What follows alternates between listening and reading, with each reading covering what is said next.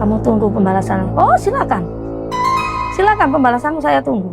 Saya gitu kan. Mantannya Mbak Sarah ini balas juga berarti? Iya, balas juga, tapi nggak kena. Nggak kena dia. Ini balasanmu.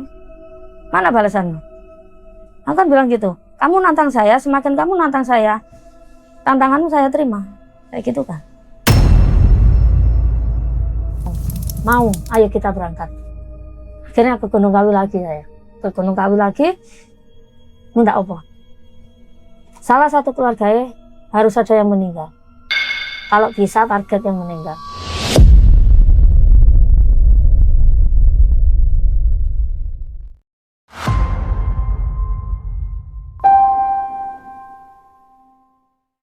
Assalamualaikum warahmatullahi wabarakatuh Sobat Lensa Misteri, terima kasih sudah hadir dan klik video ini. Jadi di malam ini ada narasumber baru yang bernama Mbak Sarah dari Sidoarjo nih. Dan Mbak Sarah tersebut ini mempunyai kisah yang dimana dulunya sama mantan kekasihnya itu ada selisih pahamnya, jadi langsung disantet dari Gunung Kawi. Wah menarik nih. Dan bagaimana kisah lengkapnya biar diceritakan sama Mbak Sarah langsung. Kita siapa dulu nih? Apa kabar Mbak Sarah? Alhamdulillah baik. Wah ini menarik sekali nih, Gunung Kawi tuh Mbak Sarah. Iya, Ini Gunung Kawi. oke, sebelum lanjut ke cerita nih Mbak Sarah. Sekarang kegiatannya apa nih? Ibu rumah tangga biasa. Iya. Oke, Mbak Sarah. Ini Gunung Kawi tuh sangat kental ya mistisnya. Bisa ya buat nyantet gitu ya? Bisa. Buat pesugihan bisa, buat nyantet bisa, buat apa aja bisa. Nah Kan, itu waktu kan ada pertama jalan. sana gimana tuh? Biasa aja. Maksudnya tuh kan ada pendampingnya gitu. Kita ke sana bawa dupa, bawa kembang. Kita mintanya apa nanti jam tertentu kan? Nggak harus jam segitu. Ada jamnya, ada jam-jamnya. Oh gitu. Mm-mm. Oke, jadi ini Mbak Sarah ini ada apa itu masalah sama mantan ya? Mantan kekasih ya? Iya. Udah lama ini kejadiannya? Kurang lebih 10 tahun yang lalu. Oke, tahan dulu ya Mbak Sarah ya, Oke. biar sobat semua nih penasaran nih. Dan bagi sobat semua yang penasaran kisah lengkapnya tonton sampai akhir ya sobat. Dan bagi sobat semua yang mempunyai kisah mistis dan horor bisa hubungi kami di nomor di samping saya ini. Dan jangan lupa subscribe dan aktifkan tombol loncengnya agar tidak ketinggalan video-video terbaru dari kami. Dan mari kita mulai.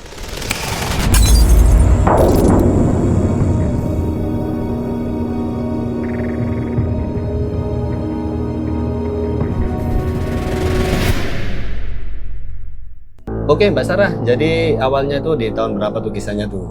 2010. Kurang lebih 10 tahun yang lalu lah kejadiannya. Merasa sakit hati, masalah percintaan. Saya udah habis banyak. Saya ditinggal, seenaknya gitu aja, sepihak. Saya nggak terima lah. Namanya juga orang perempuan kan. Kalau udah disakiti, apapun ditebas ya, sama jalan pintas. Itu memang awalnya ketemunya sama mantan kekasihnya gimana tuh? Ada di reuni sekolah. Reuni sekolah, terus kita chattingan, ketemu, jalin kasih, terus dia suka sama temanku secara tidak langsung di belakangku, tapi dia ekonominya minta sama saya, finansialnya minta sama saya, tapi dia jalannya sama dia. Kan saya sakit hati. Secara tidak langsung saya sakit hati, secara finansial, secara lahir batin saya sakit. Akhirnya lari ke mana? Ke dunia gitu itulah, dunia mistis, dunia perdukunan lah bahasa kasarnya gitu. Saya nggak terima, rasa sakit hatiku tak lampiaskan ke Gunung Kawi ya gitulah, ke mistis-mistis gitu. Sampai akhirnya ke daerah Gunungsari, Sumbertete, terakhir ke Gunung Kawi. Nah itu di awalnya tuh di Sumbertete itu gimana tuh? Sumbertete daerah Jeruk Purut sana. Saya jam 12 mandi, disuruh mandi. Ada ritual di sana. Bawa dupa, bawa kembang. Jam 12 mandi sampai jam 1 kalau nggak salah dulu itu. Nanti ada ritual lagi. Habis mandi, ritual lagi. Mandi 3 kali di sana. Habis itu mandi kembang. Habis mandi kembang nanti narasumber saya itu yang mengarahkan saya ikut memandikan saya juga. mengarahkan saya, ini kamu harus gini, ini kamu harus gini. Dupa kamu nyalakan, kamu mandi air kembang ini, kembang 7 rupa atau apa lupa aku. Pokoknya mandi kembang 3 kali di Sumber Tetek antara jam 12 sampai jam 1 malam. Nggak bisa kalau nggak malam. Itu sebanyak 3 kali saya ke sana. Dari sana Sumber Tetek hasilnya kurang memuaskan. Saya lari ke Gunung Sari. Gunung Sari daerah sekitaran Rantubuto situ.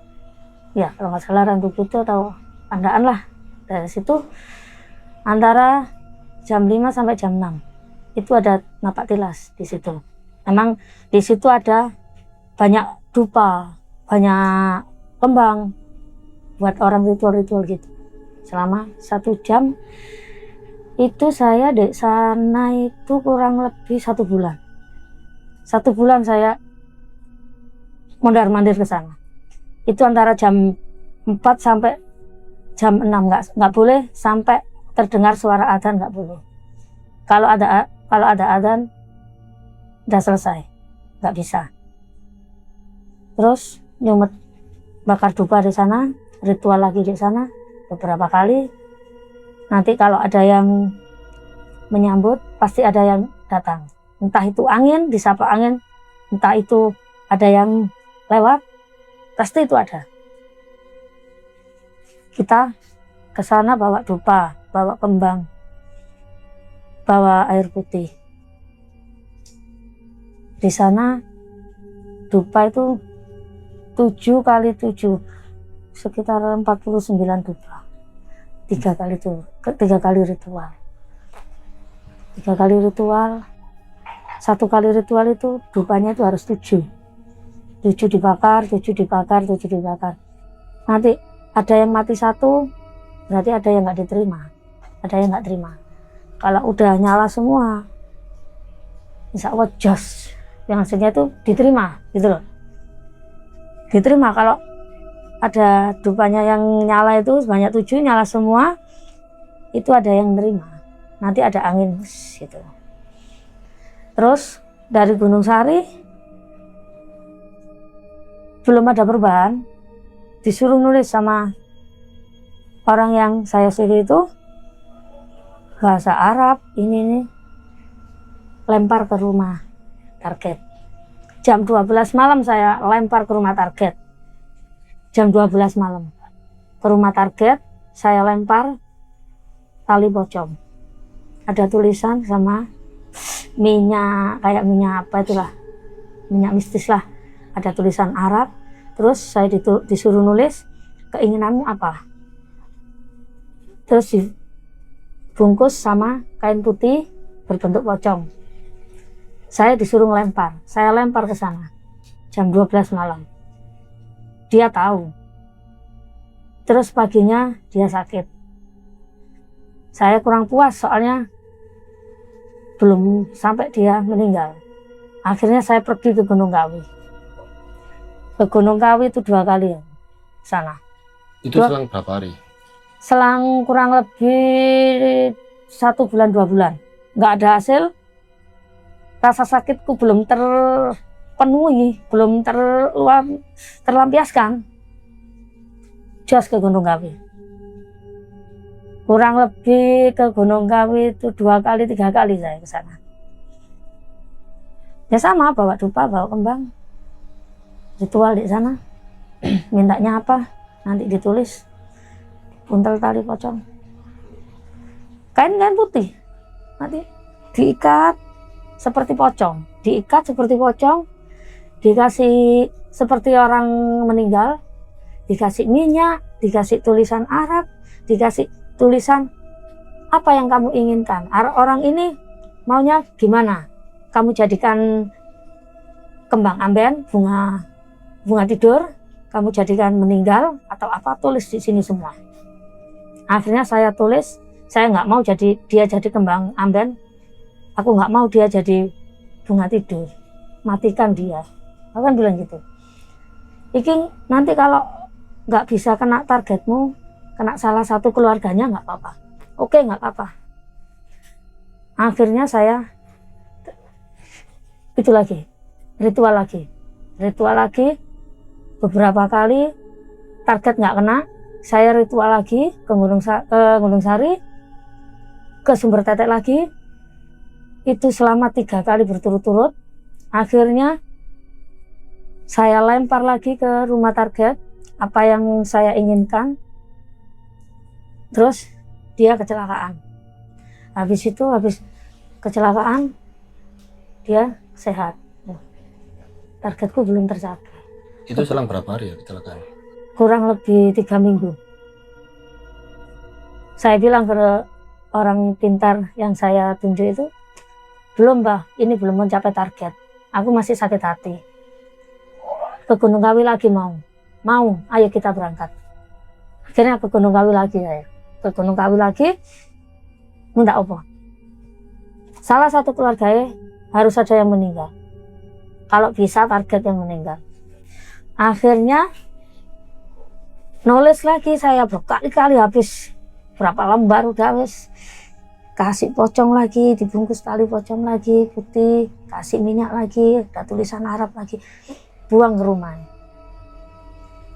Sampai tanah kuburan yang orang habis kecelakaan, saya ambil, saya masukkan ke dalam rumah dia.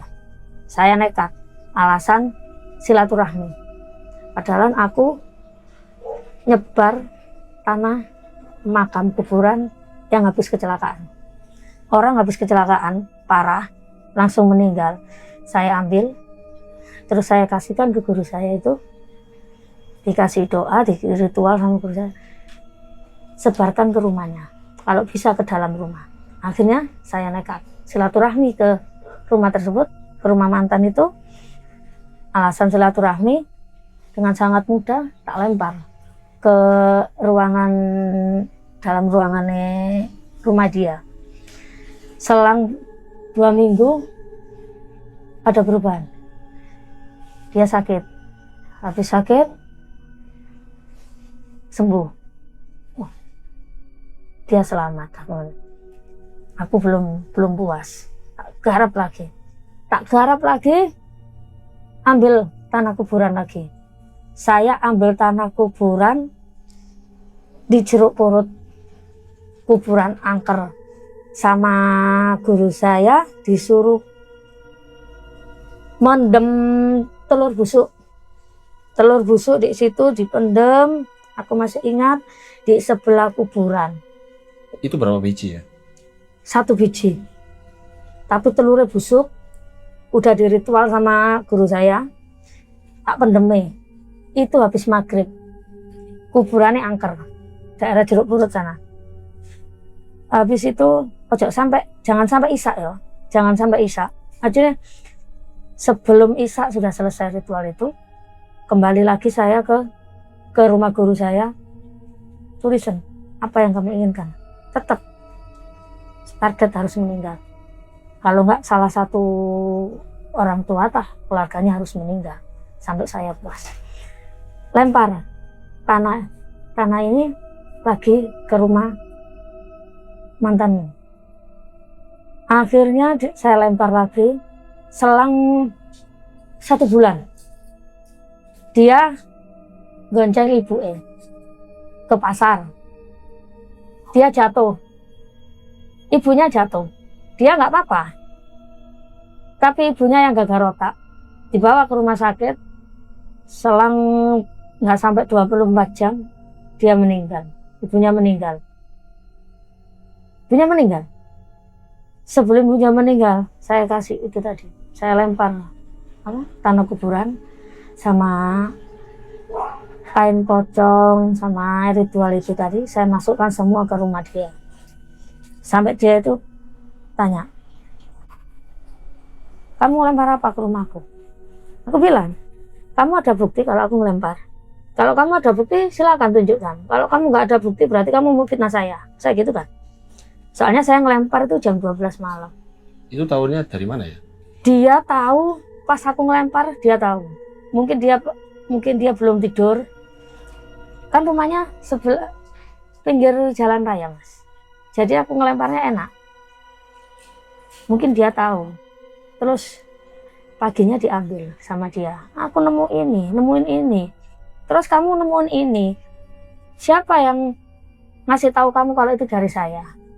Ada buktinya kamu kalau itu dari saya? Saya kan bilang gitu. Ya nggak ada buktinya. Ya udah, kamu jangan nuduh saya.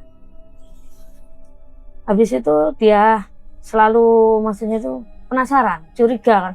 Silakan kamu curiga sama saya. Curiga silakan. Tetap saya garap. Tetap saya ritual dia. Sampai akhirnya dia nyerah. Sudah nggak berdaya, udah pasrah lah kasarannya itu. Di saat dia pasrah, aku semakin menyerang. Setiap minggu saya kasih tanah kuburan. Habis orang kecelakaan, saya kasih ke guru saya, di ritual sama guru saya. Ini dosanya nanti saya tanggung. Kamu tanggung sendiri. Iya, nanti saya tanggung dosanya. Saya udah sakit hati sama dia. Lillahi ta'ala, saya masuk neraka udah siap. Bilang gitu sama guru saya. Silakan, saya yang nanggung. Memang saya yang berbuat. Saya gitu. Akhirnya digarap lagi sama guru saya. Ini terakhir kita ke Gunung Kawi. Ke Gunung Kawi lagi saya. Ritual lagi ke sana. Jam 10 malam pulang. Itu ke Gunung Kawi keberapa kalinya berarti? Kalau nggak salah ketiga kalinya, terakhir itu. Terus kena itu, ibunya meninggal. Ibunya meninggal itu pun jatuh dari sepeda. Apanya ya? Jalurnya itu nggak sakit. Jalurnya itu lewatnya, kematiannya itu lewat dia gonceng ibunya. Sepele mas, gonceng ibu, terus jatuh. Nggak luka, nggak apa. Ibunya langsung gegar otak, dibawa ke rumah sakit daerah Sidoarjo. Nggak sampai 24 jam mati. Ibunya meninggal. Saya dikasih tahu sama teman, ibunya ini meninggal, ibunya mantanmu meninggal. Yarin. Saya pura-pura nggak tahu. Oh iya, dia meninggal. Iya, barusan. Innalillahi. Dalam hati saya, puas saya. Rasa sakit hatiku meskipun nggak kena sama kamu, kena sama orang tuanya. Terbalaskan semua rasa sakit hati saya. Kamu menyepelekan saya, kamu menguras harta saya. Balasannya nyawa ibumu tak habisin. Kalau nggak salah satu keluargamu yang saya habisin, kamu sendiri yang habis. Saya udah bilang gitu sama guru spiritual saya. Kamu ini termasuk santet. Dosanya besar. Saya berani nanggung dosa saya. Berani saya nanggung. Saya masuk neraka pun saya sudah siap. Demi Allah. Merasa berdosa enggak. Sampai sekarang pun seumpama ketemu sama saya, dia nggak berani nyapa. Nggak berani nyapa saya. Saya pun nggak disapa, nggak bakalan rugi juga. Toh rasa sakit hatiku udah terlampiaskan, sudah gimana, udah terbayar melalui ibumu. Karena niat saya apa? Rasa sakit hatiku harus saya bayar. Entah itu kamu, entah itu keluarga, salah satu keluargamu harus mati di tanganku meskipun tidak secara langsung. Akhirnya kena ibunya. Ibunya meninggal. Puas aku. Puas kamu. Oh, dengan bangga saya bilang, puas. Puas aku. Ibumu meninggal, puas. Rasa sakit hatiku sudah terlampiaskan. Kamu menghabiskan harta saya, kamu menyepelekan saya, kamu buat mainan saya. Dengan lantang aku ngomong, ibumu saya habisi. Dah, oke. Kamu tunggu pembalasan. Oh, silakan pembalasanmu saya tunggu. Saya gitu kan. Oh, berarti dia mantannya Mbak Sarah ini balas juga berarti? Iya, balas juga, tapi nggak kena. Nggak kena dia. Ini balasanmu. Mana balasanmu? Aku kan bilang gitu. Kamu nantang saya, semakin kamu nantang saya, tantanganmu saya terima. Kayak gitu kan. Karena apa? Saya merasa dirugikan. Kamu laki-laki pengecut. sedikit pun aku nggak takut sama kamu. Sekalipun aku ngabisin ibumu, nggak bakalan saya rugi. Dia tahu, akhirnya dia tahu lah kalau ibunya yang ngabisin saya. Akhirnya dia tahu, gitu kan, berantem sama saya. Saya bilang, kalau kamu dari awal nggak nyakitin aku, nggak nyakitin hatiku, nggak bakalan kayak gini. Kalau kamu mulai awal bilang, aku nggak suka sama kamu, aku cuma manfaatin kamu, akhirnya nggak bakalan kamu kayak gini. Saya bilang gitu. Rasa sakit hatiku udah terlalu parah.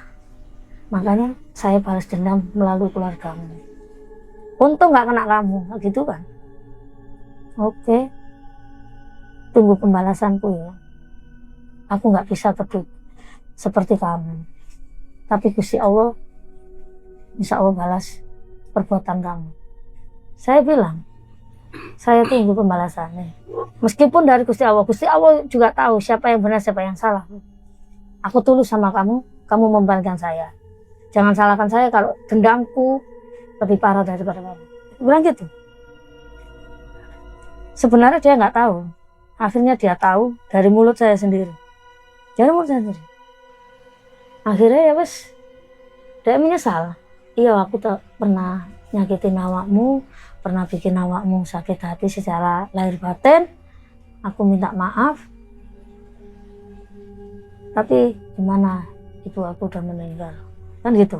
Aku bilang, itu resikonya kalau kamu nyakitin saya. Saya orang perempuan yang gak bisa disakitin, dalam arti aku orangnya sadis. Sekali sakit hati kalau tidak terlampiaskan, sekalipun dukun manapun, saya bikin mati kamu. Aku bilang gitu. Makanya jangan main-main sama saya. Seandainya kamu jujur mulai awal, gak bakalan ibumu mampus di tanganku. Saya bilang gitu.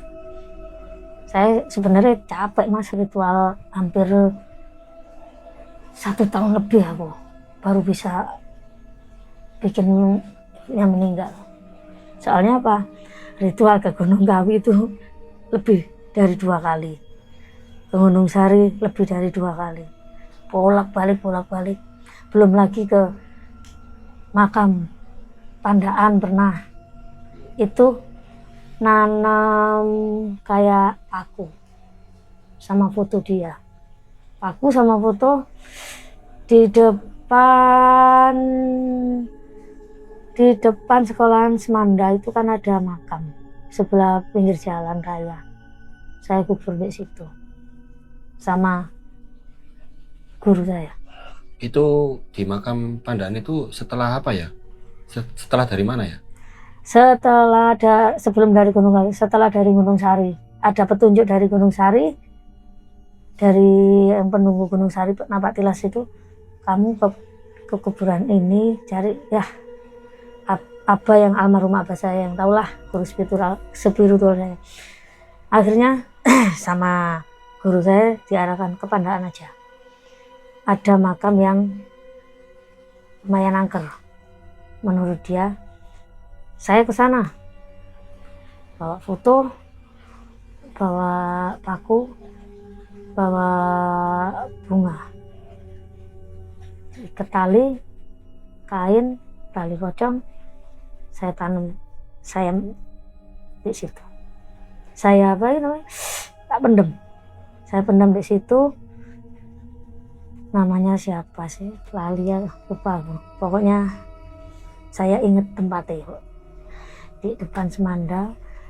Sampai sekarang insya Allah saya tahu. Saya tahu, oh aku pernah menanam sesuatu di sini. Di makam di sini, di daerah saya juga pernah. Di bawah pohon beringin. Foto dia. Terus kalau nggak salah foto sama baju dia kalau nggak salah. Entah, saya disuruh nyolong sama abah, ambilan secara mencurilah kasarannya salah satu bajunya. Saya ambil celana dalam dia secara tidak langsung. Saya ke rumahnya, Kan soalnya hubungan saya sama dia kan kayak hampir suami istri lah, gitulah. Saya ambil celana dalam dia, saya bawa ke Abah, diritual sama Abah, pendem di kuburan daerah rumahmu. Saya tandur di bawah pohon beringin daerah rumah saya. Ada batu besar, saya angkat, saya buat galian, saya tidurkan di situ. Saya disuruh baca doa, gak mendem-mendem baju, gak mendem-mendem sempak, mendem cabang bayinya ini. Terus saya kasih bunga dikit dari apa, kasih air dari apa, akhirnya saya batunya saya taruh lagi, udah selesai, saya pulang. Belum sampai target, ritual lagi mas, ke Gunung Kawi lagi. Ke Gunung Kawi bawa dupa merek Gunung Kawi 1, bawa dupa seperti beting, dupa apa lupa aku, itu 1 pak. Kita ritual ke sana. Ritual ke sana, bawa bunga, apa yang ritual, saya cuma ngikuti apa kata Abah. Kata Abah, ini nanti isaroh kamu disuruh buang ini lagi ke rumah dia. Jam 12 sebelum subuh kamu harus buang ini barang. Akhirnya sebelum subuh sekitaran jam 2, setengah 2 saya ke sana, buang lagi, saya buang lagi. Nanti kasih, sebelum kamu buang, kasih minyak wangi ini, kasih minyak wangi ini, kamu ikat, habis ikat terus buang. Panjang segini loh mas, panjang segini, bentuknya kayak pocong, talinya 3, 1, 2, 3, kasih minyak, buang. Kalau bisa depan halaman rumah, tak buang. Secara langsung saya buang, pakai tangan saya sendiri. Langsung pulang. Besok selang 3 hari kalau nggak salah. Ibunya sakit-sakitan. Ibunya yang sakit-sakitan. Dia nggak apa-apa. Bah, ini yang kena kok ibunya. Aku bilang gitu. Iya, dia golek tombol. Dia mencari obat sendiri. Makanya yang kena ibu. Oke, kamu belum mencapai target. Belum. Harus ada salah satu yang meninggal di dalam keluarga itu. Nggak mau tahu aku siapa itu orangnya. Akhirnya ritual lagi mas. Ritualku hampir 1 tahun, itu hampir 10 bulanan lebih. Oke, berarti ke Gunung Kawi kira-kira berapa kali ya? Kurang lebih 3-4 kali ya. 3-4 kali ya? Iya, ke sana. Berangkat jam 7 pagi, sampai sana zuhur, ritual sebelum maghrib saya ritual di sana. Oke. Oh ya Mbak Sarah, ini jadi namanya itu santet apa ya di sana ya? Santet apa ya mas ya, masalah percintaan lah, masalah apa namanya lupa aku, soalnya sudah lama di sana. Tapi kalau ke Gunung Kawi itu kan ada sela-selanya buat ini, buat yang mencari pesugihan. Ini buat masalah, kalau masalah santet saya itu masalah percintaan. Jadi santet menurut Abah sih santet biasa. Ini kayak masalahmu masalah biasa. Cuma kamu sakit hatimu terlalu dalam. Sehingga kamu itu harus gimana caranya salah satu dari keluarga dia itu harus ada yang meninggal. Gitu. Akhirnya ke Gunung Kawi mas, aduh capek rasanya ke Gunung Kawi itu mas ya, gimana ya, ritualnya lama, campur aduk sama orang yang mencari pesugihan. Banyak orang Cina sana mencari pesugihan, tapi jalurnya beda. Ini mencari pesugihan jalurnya sini, kalau mencari santet kayak menyantet orang gitu, ritualnya daerah sini. Itu puranya ada berapa ya? Pura apa itu rumah itu? Nggak salah ngitung itu lebih dari satu atau dua, nggak tahu aku, lupa aku mas. 4 kalau nggak lebih dari 2 kalau nggak salah mas, lupa aku soalnya udah 10 tahun yang lalu. Entah sekarang udah nambah lagi puranya atau nggak tahu aku.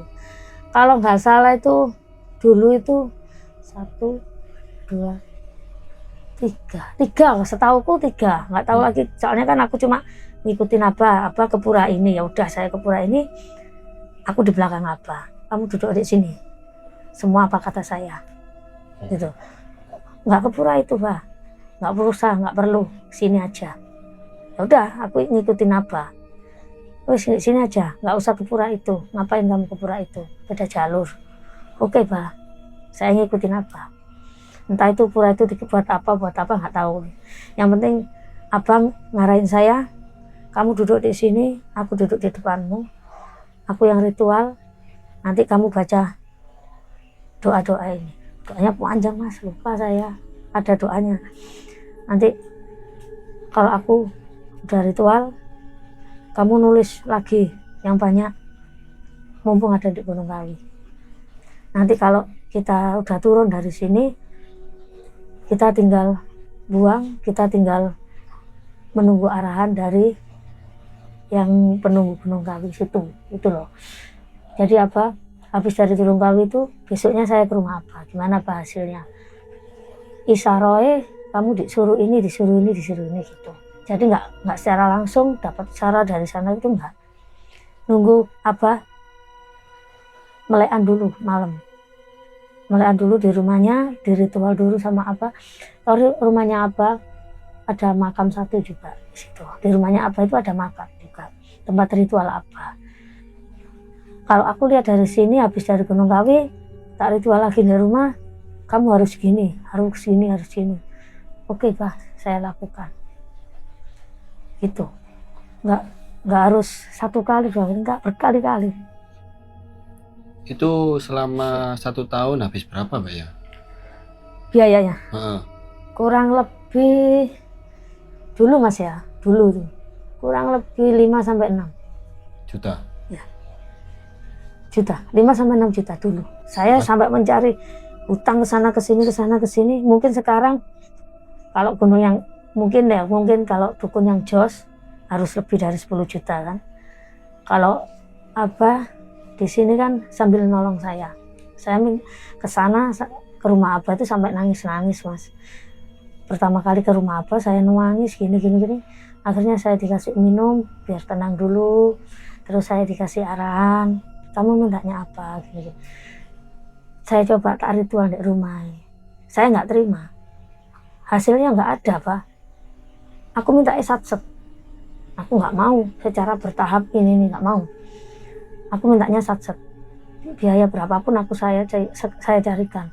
Saya ke rumah apa, sekali ke rumah apa 300, sekali ke rumah apa 200. Itu pun bawa dupa Gunung Kawi sama dupa yang panjang, apa namanya lupa aku, yang kayak piting itu mas, itu lupa aku. Bawa itu sama bawa kembang. Setiap apa 200-300, udah nggak kehitung, kurang lebih sampai meninggal. Zaman dulu itu sekitar antara 5-6 itulah, kalau dihitung-hitung 5-6 juta itu. Ini abahnya itu memang dari Sumber Tetek, terus Gunung Sari, terus Gunung Kawi, ya abahnya satu itu aja. Iya. Yang narasumber cuma itu aja. Yang cuma menuntun itu. Iya. Yang menuntun saya cuma apa itu aja, nggak ada yang lain. Sama dia yang dapat isyarat kamu harus gini, harus ini, cuma almarhum Abah itu aja. Abahnya sekarang sudah almarhum. Saya dibilang sama Abah, ini dosanya besar, saya siap nanggung. Saya bilang gitu, saya siap nanggung. Nanti kalau ada apa-apa kamu meninggal, ini kamu loh yang nanggung. Siap, saya masuk neraka pun saya siap. Saya bilang gitu, sumpah demi Allah, saya bilang gitu sama Abah. Saya yang tanggung Bah. Sampai sumpah saya sama Abah. Ya wis, karepmu, terserah kamu. tak garapno gitu. Katanya apa, kayak itu udah tekadmu, kamu berani nanggung dosa, kamu berani nanggung akibatnya, saya garap. Maksudnya itu ayo saya ritualkan itu, katanya apa. Oke, kita setuju. Itu ritual mulai dari yang Gunung Sari, Gunung Tetek, Sumber Tetek, akhirnya ke Gunung Kawi. Akhirnya meledos, meninggal. Kurang lebih ritual 1 tahun baru tercapai target ibunya yang meninggal. Oke, memang di Gunung Kawi tersebut itu kok ini ya Mbak ya, di sana memang nggak ada yang juru kuncinya atau apa di sana kok? Juru kuncinya ada. Juru kuncinya setiap ke Gunung Kawi, ke Sumber Tetek, ke Gunung Sari itu ada. Ke tempat seumpama kita ke Gunung Kawi, pasti ada juru kunci. Nanti abahnya yang berunding sama juru kunci, mau ini, mau gini, ritual gini. Oke, silakan. Nanti yang komunikasi itu juru kunci sama abah. Saya cuma ngikuti dari belakang. Apa kata abah? Abahnya bilang, kamu kesini, aku yang boleh masuk cuma aku tok. Oke, saya tunggu di luar. Saya bilang gitu. Oke, saya tunggu di luar, Pak. Ke Gunung Sari pun nggak ada juru kunci. Cuma juru kuncinya jarang ke sana. Jadi apa, cuma ibaratnya itu apa ya? Minta izin secara tidak langsung, nyuwun sewu sama sing babat kalah di situ. Cuma dikirim Al-Fatihah. Aku niat ritual ke sini. Minta tolong, bahasa kasarnya apa itu, bantuin aku kata ritual di sini. Mau ritual di sini. Ke Sumber Tetek pun juga gitu. Sumber Tetek itu jam 12 sampai jam 1. 3 kali mandi. 3 kali mandi di sana. Sama apa juga. Pakai kaos sama celana pendek. Bawa baju ganti. Kamu nanti di sana mandi 3 kali. Saya mandiin air kembang. Itu kan. Oke, Pak. Sebelum jam 1 harus selesai. Udah hampir 1 tahun, terus biayanya juga banyak. Nah itu memang Mbak Sarah itu apa nggak curiga terhadap abahnya Mbak Sarah ini? Maksudnya itu dukunnya itu? Enggak. Soalnya merasa takut ditipu atau apa? Enggak. Gitu? Soalnya setiap ritual atau setiap mau kemana, apa mau ritual target saya diajak. Saya juga disuruh, kamu beli ini, kamu beli itu, kamu pakai uang kamu sendiri. Kalau apa yang target nanti dikira apa yang target, dikira nanti saya bohongi kamu beli sendiri. Saya suruh beli ini, kamu tulis, beliau sendiri. Ayo kita ritual bersama. Kadang berdua tok loh Mas aku sama Abah. Percaya 100% saya. Soalnya kenapa? Setiap ritual saya ikut. Jadi saya tahu. Ritual ke Gunung Kawi pun saya tahu, saya ikut. Pulang sampai rumah jam 10, jam 11 saya. Udah siap Gunung Kawi. Sampai mobil saya mogok di Gunung Kawi sana. Jam 10 atau jam 11 sampai rumah. Saya ikut terus, nggak pernah nggak ikut. Jadi insya Allah 100% saya percaya sama apa. Tapi akhirnya ya udah, target udah terpenuhi, puas. Mbak Sarah, ini kan sudah hampir 10 tahun lebih kan, 11 tahun ya, sekitar 2026. Nah itu apa yang sekarang dirasakan tuh sama Mbak Sarah setelah melakukan itu? Ada dampaknya nggak sih? Dampaknya pasti ada. Pertama, nyesal. Cuma gimana lagi Mas ya, waktu itu kan udah sakit hati udah parah. Namanya juga perempuan kan, kalau udah sakit hati jalan pintas gitu kan. Kalau sampai sekarang saya nyesel. Tapi buat apa saya juga nyesel, toh dia udah meninggal gitu kan.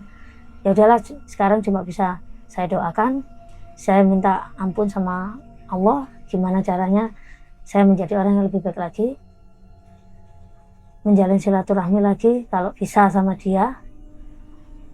Kalau nggak bisa ya udah, saya cuma bisa mendoakan almarhum gitu aja. Penyesalan pasti ada. nggak mungkin saya nggak menyesal, tapi ya mau gimana lagi, udah kejadian kan.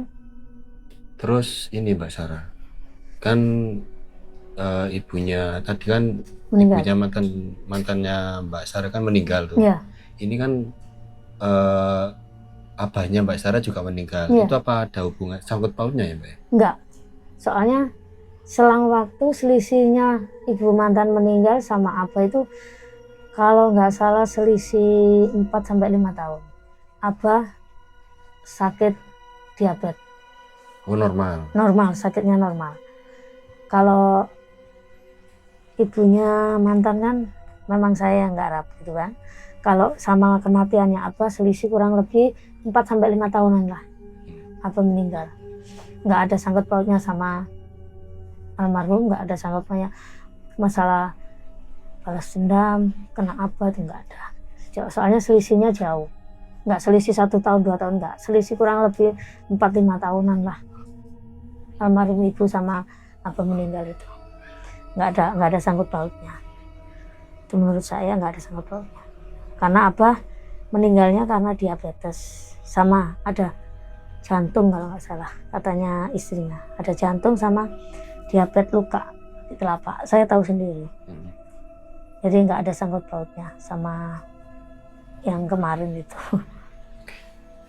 Untuk yang mantan kekasihnya ini kan pakai pegangan tuh. Nah, waktu itu respon kata guru spiritualnya Mbak Sarah ini gimana tuh? Cuma bilang dia nggak kosongan, dia nggak kosongan juga loh, dia juga nyerang loh. Ya udah Pak, Abah magerin saya. Jadi kalau saya mau diserang, apa yang terasa? Kesini yo, ngomong durung ke rumah Abah sekarang, kesana saya. Apa Pak? Kata nyerang awakmu gitu. Kamu mau diserang? Silakan minum air ini. Udah tak kasih doa, minum sebelum kamu kena. Jadi kalau mau ada apa-apa itu apa yang terasa? Mau ada apa-apa, kamu kesini. Dia nggak kosongan juga, dia juga mau nyerang. Itu apa yang tahu semua. Jadi kalau